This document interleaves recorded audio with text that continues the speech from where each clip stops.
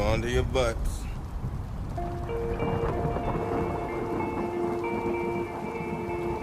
Don't move, you're surrounded by armed bastards. What are we going to do? Well, I say let's get out there and twat it. Hello and welcome to Cabin Nights Podcast. We're three guys talking about a variety of topics, whether music, wrestling, horror films, or whatever other topics come to mind. We will talk about them. It could be a variety of things, but we will get there. You may be wondering why the name Cabin Nights. This stems from great bonding sessions in Rob's cabin, who we shall meet shortly, where we would talk about anything and everything. Music, mostly shooting the breeze for our American friends out there. And now we're in my cabin, the sequel, as you will. So, I am James. I'm Jake. And I'm Rob. So, like I said, we're going to be talking about a variety of topics like music, wrestling, horror films. They're sort of the main three that will keep coming up, but it could be absolutely anything and everything. So, we'll start with music. I think we can all agree that we're a bit too old now to go what our favourite bands are, what we used to like and all that. We're a little bit too old for that. And we think we've moved on from that stage of our lives. However, to sort of phrase it in a different way, what was your favourite gig and why? It doesn't just, the main music we're going to talk about in these podcasts will be metal music and variety offshoots thereof. But, what of any variety, what was your favourite gig and why was that? I think for me, purely growing up listening to Oasis, the first outdoor Oasis gig I went to, I went with my cousin and I didn't know what to expect. But Oasis in Bolton in 2000 on the Familiar to Millions tour was mine. What was on that album? Familiar to me. What was on that one? That was the live album of it. So it was on the Standing on Shoulders of Giants tour, which was Go Let It Out, Gas Panic, Who Feels Love, Little James were on that one as well. But yeah, it was in Bolton, Reebok Stadium. I went on the coach from Sheffield. I don't remember any of these songs. Why that one? Why was that? Why you say that's your favourite gig? Especially for a man who likes more thrashy things, as we will come to explore later on. Rob don't like thrash. No, he doesn't. No, Too fast for him. Why in particular that one? I think now it's probably more reminiscent because my cousin's just died this year, so I think it's looking back, and he was always convinced he was going to take me to my first gig, and he never did take me to my first gig. But the first outdoor gig definitely he did, and I think it was just a whole day. We met early morning. We got took to the train station or the coach station. Got on the coach, drove to Bolton. We all met in the pub. They all gone off the coach into the pub. In the queues, we were all drinking, and then into the gig. And it was Johnny Marr and the Healers opening. Then No clue. Happy Mondays. Oh, one of them. And then into Oasis. You know Happy Mondays?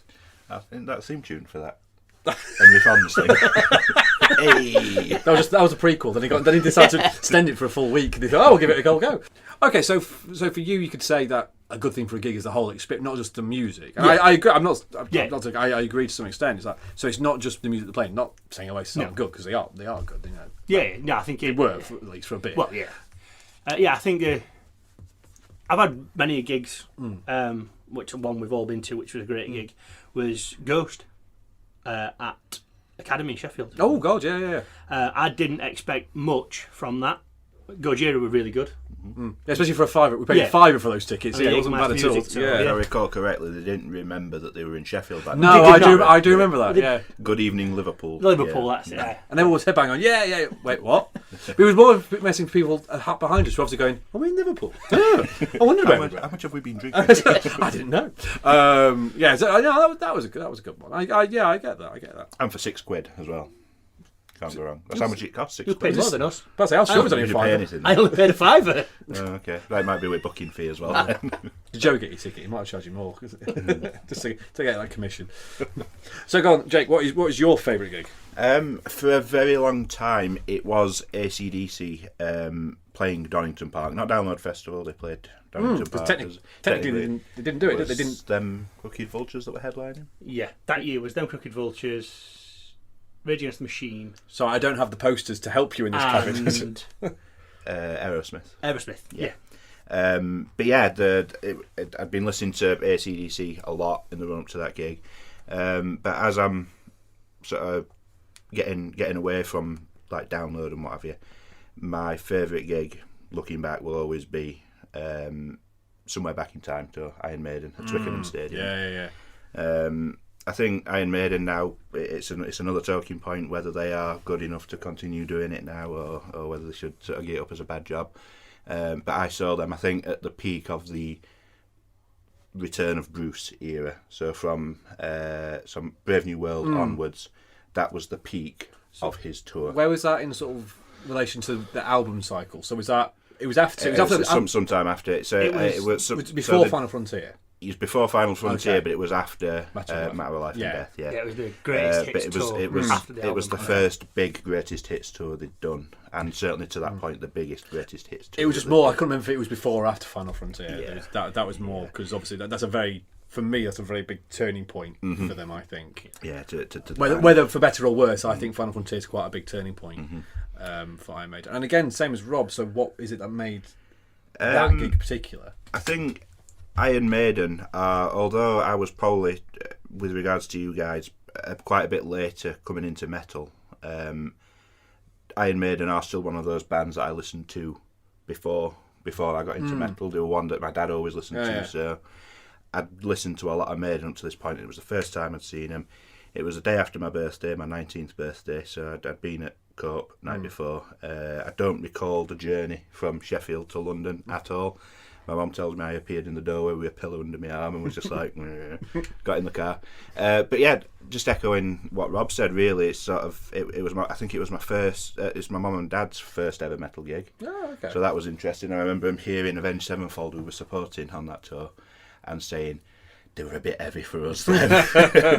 So so it was nice for them to be at a metal gig, because I'd obviously been to a few up to this point. But yeah, mainly just the songs. They played every single song that I loved. To go one step further, the highlight of the set was Rime of the Ancient Mariner, which they played in full, and Bruce had got his he got like a ragged cloak on, and yeah, it was just very, very theatrical, which of course was a big part of our world at that point. Metal and theatrics. Metal and theatre. Yeah, we did the two things that don't go together for a lot of people, but they do for us. I'd say for me, it's a bit of a difficult one for me because I can think of at least two or three. One of my favourites potentially would be Disturbed on the Indestructible tour, which would have been 2000 and whatever year that was. 2002 long ago. Yes, 2000 and long ago than I care to admit. Because it was, I just remember it just being because Shinedown supported as well. I remember Shinedown didn't know much about them before when. I went, oh, they were really good. They haven't been great since, but they were just released whatever album it was. Sound of Madness. Sound of Madness. Yeah, got one with Devour and stuff like that. Was it? No, it might be the one before Sound of Madness. No, that Devour and Sound of Madness was on Sound of Madness. Well, it was that album anyway, and that was really good. And because that was my favourite Disturbed album as well.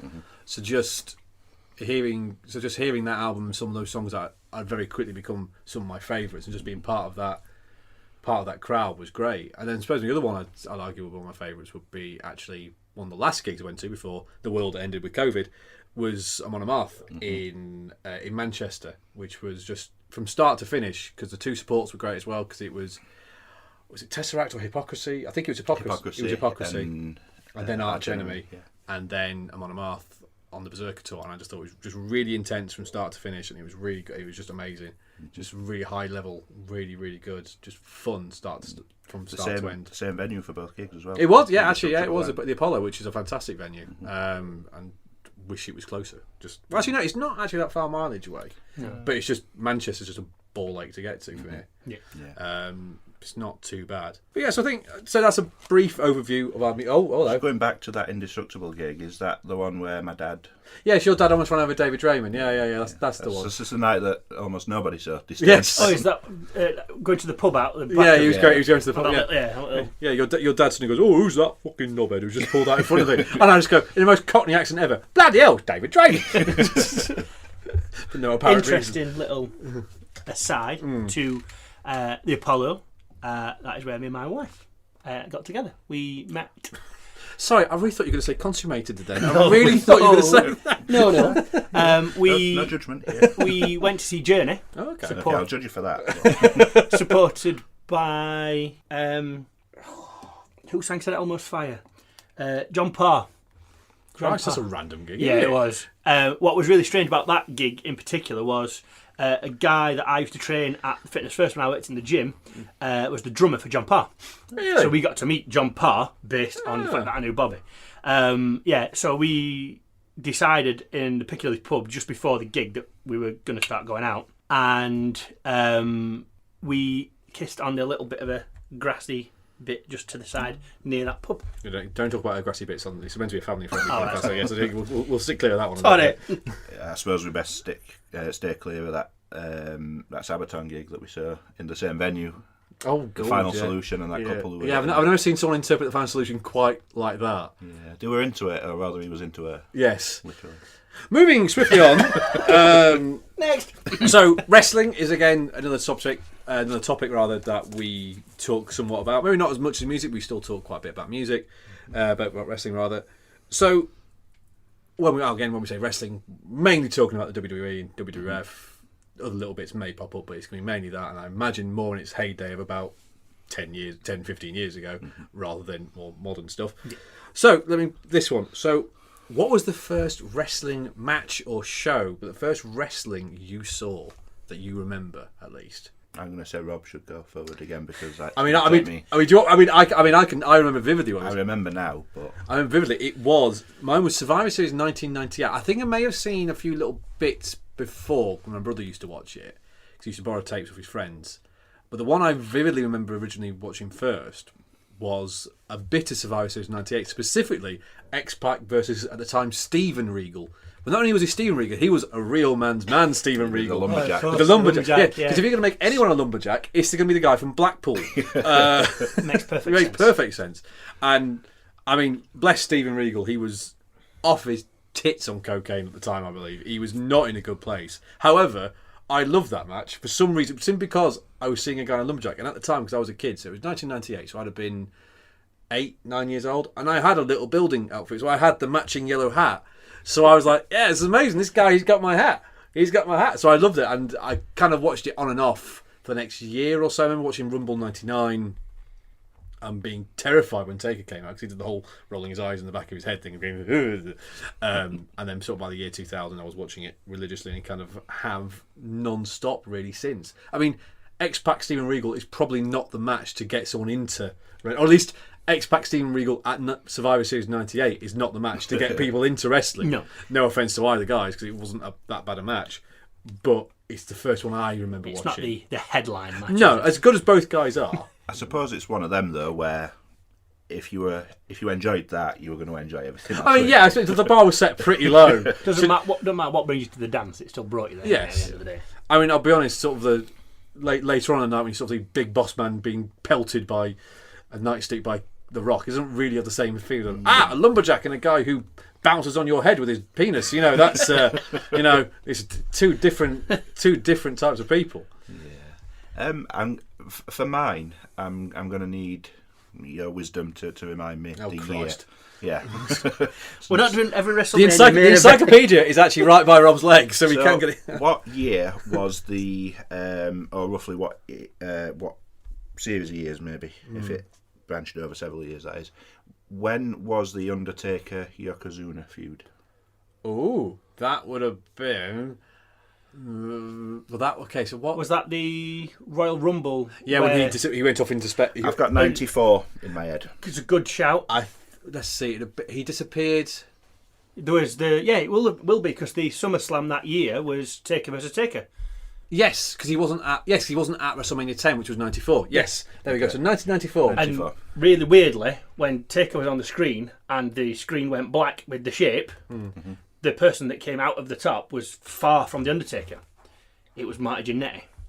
Yeah, you told me that. It was Marty Jannetty dressed in. You know when he went under Titantron, and he went to the side and the outline of him, and he went off the Titantron and up through what seemed to be going up through the sky. When he came off the Titantron, the person that was on top of the Titantron was Marty Jannetty. Okay. Wow. Probably a good foot difference in height and probably a good 100 pounds difference. I said there's a lot of difference between Taker and Marty Jannetty. But yeah. Okay, so it may just be because it was in the live setting, but I potentially watched wrestling before that because it's something that my mum and dad watched from 80s, before I was even born. But my first recollection of wrestling would be seeing him at Sheffield Arena and seeing obviously a dark show. House show. That's the one. Undertaker versus Yokozuna, and I don't remember anything else about the entire show apart from Yokozuna flying out at ring and seeing his little red and they weren't little, his red and black ties far from little Yokozuna going up in air and sort of rolling against barrier. And I it's like a photographic memory. I remember that bit specifically. Okay. So I suppose that would probably be my first. Old school. Yeah. And I'm going even further back than Jay. Well, you're older than us, to be fair. Let's be honest. The first one I actually remember watching, and I don't remember a specific point at the time of watching it. It was Survivor Series, so much like you, Survivor Series. It was Survivor Series 1991. Ooh, okay. Which featured the Gravish Challenge, Hulk Hogan and The Undertaker. It was also the one where I think it was one of the first events where Flair appeared with the Real World Championship belt from WCW. He'd not long started his run at that point. So that was probably the first one. Then I went to see, on the back of that, the Summer 92 tour at Sheffield Arena, which was... I don't think there's any of them still going. To be fair, there's not many of them that are still alive off that tour. There was Hulk Hogan, Bam Bam Bigelow, the Red Rooster, which was Terry Taylor. Yep. The Predator. I don't know what happened to him. With a masked wrestler called the Predator. You shouldn't start watching a film halfway through. Arnold Schwarzenegger. Rob Madden yourself. He will not find you. I'm sensing a pattern here, actually. I went with my cousin again, the same cousin I went to Oasis with, and I remember really embarrassing him when the Bushwhackers came out because the Bushwhackers embarrassed everybody as well as you. But I was 91. I was 7 years old, and I was in the crowd, and the Bushwhackers music started, and I'm giving it all the arm movements, and because stop it. You keep doing that. That draft was nice. It is incredibly warm in here. It is. Although I remember talking to this before. You saw Hulk Hogan in Sheffield Arena in the summer of '93. I think it was that one. Well, no, because it'd been after WrestleMania. It would have been. Yeah, after WrestleMania. Maybe I went '93 because I remember looking it up, and that was actually the match you saw. Was the end of that tour. It was Hulk Hogan's last match in the WWF until he came back with the NWO in 2002. Yeah. I bet we have spoken about that before. So this is interesting. So Hulk Hogan's original WWF career ended in Sheffield, England. What a way to sum up a man's career is to end in an old steel factory in Sheffield. My parents went to that one. And again, it's another one of them stories that you hear about and then forget until you talk about wrestling. Apparently, my dad went for a wee at Sheffield Arena. Oh dear, what a great story that was. Thanks, Jake. Thanks for bringing that. Great story, that one. But as he was stood there having a wee, stood next to him at the next urinal was Hulk Hogan. Was he get out his 24-inch python as well? Well, I don't know about any of that. My dad used to have a perm, so what does he know? Oh, Christ. Speaking of going for a wee at Sheffield Arena, I once went for a wee at Sheffield Arena during a Metallica concert in 2009. And you can't see me, but I did used to look. Sorry, John Cena. I did used to look rather like James Hetfield for a period of time, and I got asked for my autograph while stood at the urinal in 2009 on the Death Magnetic tour. Why would someone ask anyone for an autograph, regardless of how you look? Why would anyone? Oh, you're having a piss? Can you just sign this for us? He wouldn't mind, but James Hetfield were on stage at the time. Yeah, no, I think that was just after the Machine Head had played, and I was extremely happy because I'd seen Phil Demmel get through a full set. Oh, good. Good. Yeah, yes. That was impressive. Yes. For those who don't know, Phil Demmel had a period of history when we used to go see Machine Head, seemed to collapse. Whenever we saw him, he seemed to collapse during the Halo solo. It was during Halo, wasn't it? Yeah. And there was always a great sense of relief when he got through just that solo, let alone the set. Yeah. But too many times we saw him supporting Slipknot. Yeah. Decked it during. I was on the first. I just remember like the bong, just the guitar ringing out as it fell down. What was it when we saw him? They were in Manchester. I can't remember what tour it was. In fact, I think it was on the Locust tour.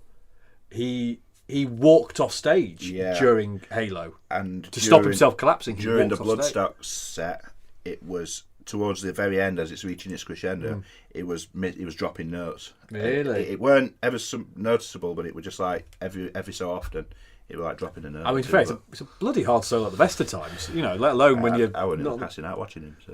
That's a different reason. It was a weekend at Bloodstock, I think, because of that. It's true. It was the Saturday night. It's usually my... Oh, they do Saturday? I thought they did Sunday night. No, I remember Alice Cooper. I remember being at Download when Machine Head got announced, and I remember it being a big thing that they were doing the Saturday night. So did they get... Because obviously they played Download that year, didn't they? So did they go... What year was it? 12. Yeah. 12, yeah. So did they get announced during their set, before their set? I think it after might have their been they set? got announced in 11, but I remember it being a big thing. No, they were a secret No, it was secret headline. Yeah, they were. Yeah, so obviously Download is June, and then Bloodstock is the August. So, yeah. I was more just curious to know when it was announced. Like, by the kind of... And so, see you in 6 weeks when we come back for Derby, you know. There was a lot in the programme for Download that year that Machine Head were... Oh, okay. So it was just announced in the... There wasn't like a big... They did a bit of an announcement, because they always have Kerrang Radio on at Download, and if you can pick it up while you're there, or through phones or whatever, and that's where it got announced properly. Okay. But there was a lot of merch, not merch, the programme book did say that they were going to be headlining Bloodstock. Oh, okay. Interesting. Moving on to horror. So, slightly different question for this one. As a man who is not the biggest fan of horror, but has also strangely seen quite a lot of horror, I know you two love the fact that I'm not a big fan of horror. Why horror? What is it about horror?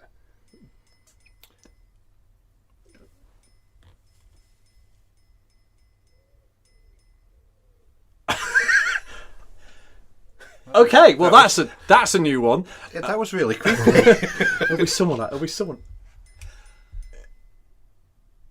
Seriously, what the hell is that? Somebody outside. This cabin haunted. So You've only had it built a few months. yeah, but there was a garage here before. God knows what happened to that bloody garage. Okay. So Yeah. so I'll record that. We will do that. So why horror? What is it about horror that keeps bringing you back and you enjoy so much? For me, it's something I've spoke about quite recently with Rob, and I think I've commented on a few sort of Facebook threads about it as well. I am not like a lot of people of my age who've seen a lot, has grown up with sort of the slasher films growing up at school, sort of like Michael Myers, Freddy, Jason, all that were big at school for me. It were a popular conversation where so a lot of my generation, I would say, are quite desensitized to horror. And I remember at college watching The Grudge, and a friend of mine was wetting himself. So every time there was a jump scare, he was. You didn't watch it with me. I don't know what you're on about. But he was pissing himself. He was in hysterics. Oh, I see. I see. No, he wasn't scared. Oh. I was though. I was sat there thinking, I'm not sleeping tonight. So I think it's almost one of those. I get the strongest reaction from myself watching horror films. I feel fear. I like to be scared. I know that's weird. I like to be scared. I don't like the sleepless nights that follow, but I enjoy being scared in the moment. And no matter what the film is, or how much they're building the tension, or how much the jump scare's coming, or whatever, I can't look away because I love the sensation of being scared, and I'm not desensitized to it like a lot of my generation. I'm still easily scared watching horror films. Okay. I think for me, I found horror probably around the same time as wrestling. I think I was probably 8 or 9, and I watched. It would have been my favourite of the Nightmare on Elm Street franchise, which is Dream Warriors. And then my best mate John, we used to go to the Hollywood Nights video store on Mansfield Road, opposite the Low Cost, near the Noah's Ark pub.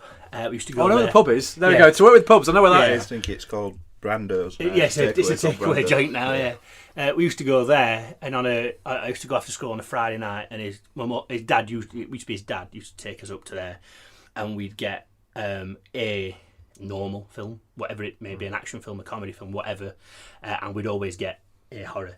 Usually, it was whichever one at the time, Friday the 13th, which is quite strange because neither of those two franchises are my favourite. It is Halloween. But yeah, much like Jake, I like the sensation of watching a horror film, which is why when I first watched Insidious, and the moment for the jump scare is coming and passes completely without the scare, and in broad daylight the scare then appears, and I thought, ooh, I've not had that from a horror film for a long time. I remember refusing to watch The Exorcist because everybody that I was friends with at the time said it's rubbish, don't bother watching it. I've since watched it, and now it's sort of become a Halloween tradition with me and John. We watch it pretty much every Halloween, every time we get together around Halloween. So yeah, it's the same sort of. I think the fear, but not necessarily the fear, the knowing that I like being in that state. It's the only type of film that gets that reaction, I think, out of me. Any reaction really. You can watch a horror film, action film.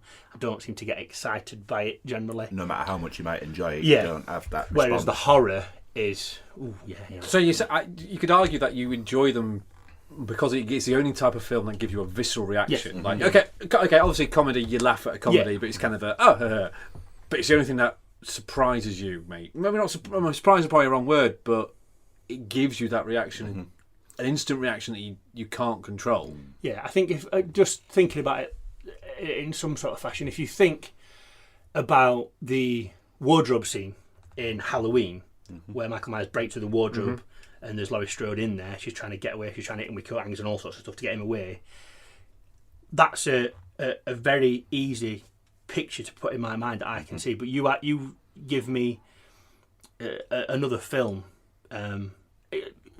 I have to watch them a lot more. Like Ace Ventura, I could quote bits of that word for word. Yeah. It's because I've watched it so much. Whereas Halloween, there's more stick out moments. It's imprinted on you from the first time you watch it, and that's not necessarily because it's a horror film. I suppose there's the argument for it just being a good film as well. So you're always going to remember the good films more. But because you are enjoying what is a good film and you're terrified as well, it has a stronger imprint on your mind, doesn't it? Yeah, definitely. Well, like I say, I'm not the biggest fan of horror. I mean, the way I get around watching most horror films is by I don't class them as horror in my head. Oh, you watching bad? You lie to yourself. I lied to it. Well, like for example, one of my favourite films, a lot of people would class as horror, and that's Alien. Yeah, a lot of people it's a sort of a sci-fi horror, but it's not. It has got some jump scare. I mean, the most obvious jump scare, the chest burster, is so over. It's even been shown like it's probably been shown on CBC at this point. It's been that overexposed. Yeah, it's not scary. It's still. I mean, it bloody was for its time. It really is now. It's still quite a graphic moment. But I wouldn't argue it's a scary film. It's got a very suspenseful atmosphere. It's very tense. But I wouldn't. In my head, I don't class it as horror. I class it as I class it as a sci-fi story that just happens to have some darker elements than, say, your Star Wars or your Star Trek. It's a much more different type of film. My English just completely escaped me then. Alien Isolation. Now that is a horror. That's why I won't play it, because it terrifies me. You'll find an 8-hour save file and me just sit on the opening levels going, nope, not going any further, just standing here. It's fine. I'm fine in this little box of a room where the alien isn't here. The bit that in the Alien franchise that really scared me is it Aliens, where the aliens work out how to use the lift. Oh, I can't watch it. I think that absolutely terrifies me. Again, Aliens is interesting because Aliens is more of an action film, I'd argue. Yeah. I mean, it's a great film. It's a fantastic, great film. So let's save action films. Well, I'll just quickly say this. It's the only Alien film I've tried to get Hay to watch. I went, it's James Cameron. He did Titanic. You'll like this one. It's okay. Celine Dion pops up at one point, just singing to the alien. Whilst we're on the subject of horror and what scares you then, the question I would ask you guys, what is the first film you remember losing sleep over? The first one I watched, Dream Warriors. In fact, I think I was telling you about this the other day at work.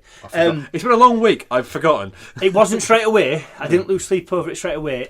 There was a point. It was over the Christmas holidays. I don't know what year or how old I would have been at the time, but I had seen Dream Warriors at that point, and being in a 35 house, the heating was the old water boilers, and to hear the water clunk, clunk, clunk, clunk, you clunk. did tell me that, yeah.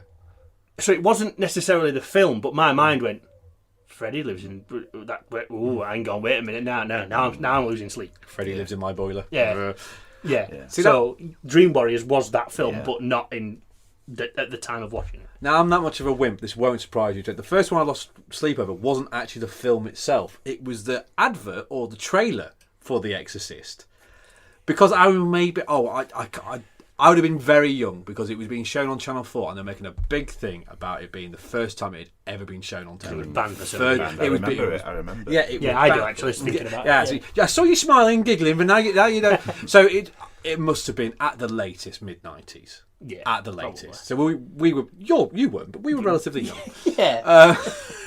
I would probably get him to leave secondary school. Yeah. You were getting ready for your mortgage. We was, so it was quite a fun. And obviously horror was for me, scary things were happening, on TVC and CITV.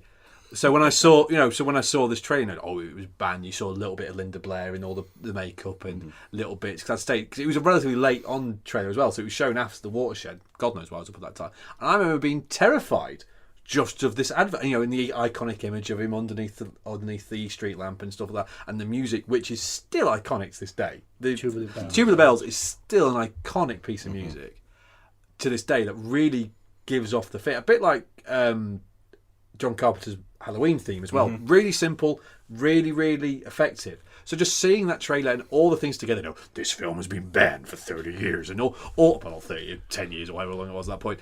And just really shit me up. And I remember being in bed going, oh my, and I had no idea what The Exorcist was. The Exorcist's going to get me. I was like, no, but that's good if The Exorcist comes to help me. Yeah, you need The Exorcist. Yeah, I was going, I'm terrified. And I remember vividly looking out of my window and seeing the street lamp and going, oh my God, he's there. He wasn't. Obviously, there was not something there. But it's just that trailer was probably the first thing I lost sleep over. I do find that weird because that's one of the films that all the other than the iconic image of him stood on the lamppost, every bit of trailer marketing they did was Regan. And she wasn't the Exorcist. She was the demon. Yeah, it means that The Exorcist is... Yeah, as a kid, I didn't know. The Exorcist was, The marketing is almost... You saw a girl in the bed and you saw a bloke, so you thought they were one and the same. Yeah. I'm a 6-year-old kid. What the hell's an Exorcist? That's something you do on a cross bike, isn't it, or whatever it is. A demon of the seventh hell dimension stood there going, am I a jerk to you, James? I'm the real horror here. Pazuzu, that was his name. Pazuzu. Anyway, moving on. For me, it was, like Rob, it was the first horror film I ever watched, and I remember it vividly because we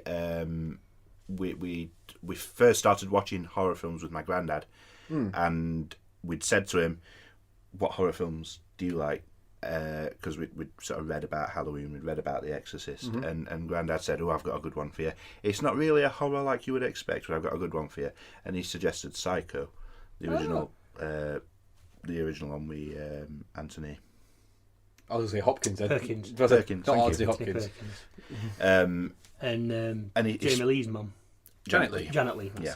And we spent the week leading up to it, because we used to stay at my grandparents at a weekend, and we spent the week leading up to it with his granddad saying, you're probably not going to, it's not like your modern day horrors, it's all slashes, it's very psychological, it's very, so we were, to be honest, we were like, well, we'll watch it, but maybe it's not going to be for us or whatever. So me and my older brother Joe watched it, and we were terrified.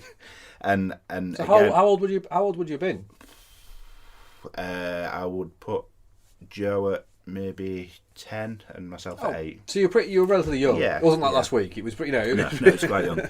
And I remember the scene in particular, and it sounds very cliched to say the shower scene, and it wasn't the act of what was happening. It wasn't the woman getting stabbed to death in a shower.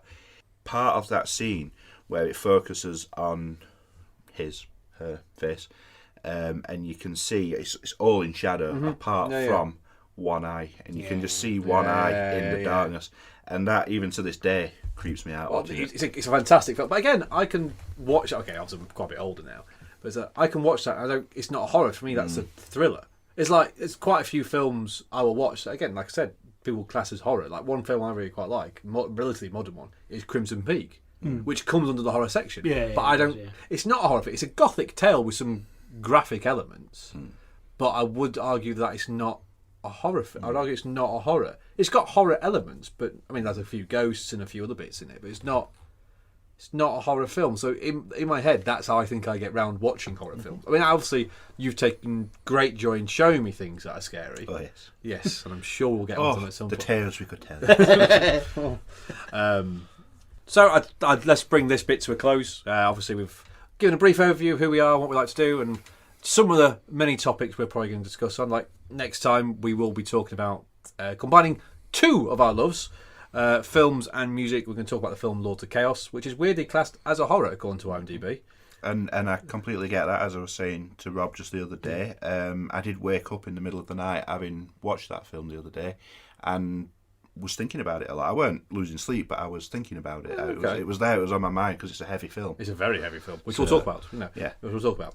I think the horror bit of that for me is how graphic it gets.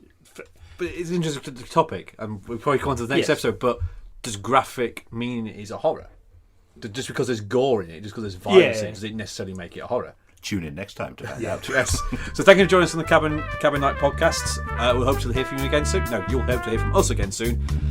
Yeah, we'll work on this outro.